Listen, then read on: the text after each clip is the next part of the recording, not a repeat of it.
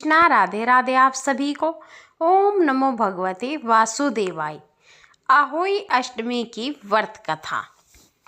प्राचीन काल में एक साहूकार था जिसके 7 बेटे और 7 बहुएं थी। इस साहूकार की एक बेटी भी थी जो दीपावली में ससुराल से मायके आई थी। दीपावली पर घर को लीपने के लिए 7 बहुएं मिट्टी लाने जंगल में गई तो ननद भी उनके साथ चली गई।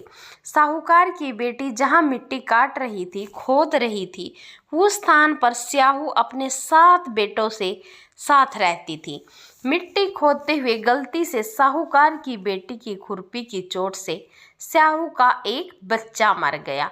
इस पर क्रोधित होकर स्याहू बोली, मैं तुम्हारी कोख बांधूंगी।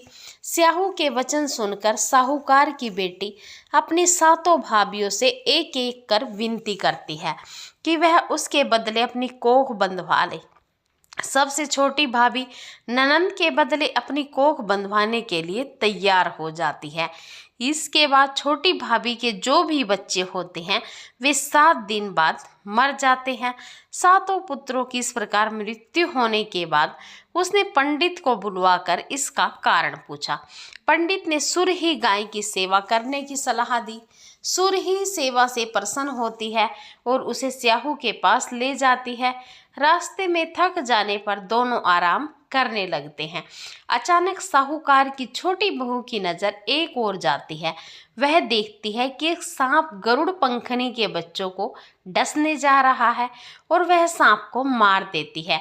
इतने में गरुड़ पंखनी वहां आ जाती है और खून बिखरा हुआ देखकर उसे लगता है कि छोटी बहू ने उसके बच्चे को मार दिया है। इस पर वह छोटी बहू को चोंच मारना शुरू कर देती है। छोटी बहू इस पर कहती है कि उसने तो उसके बच्चे की जान बचाई है।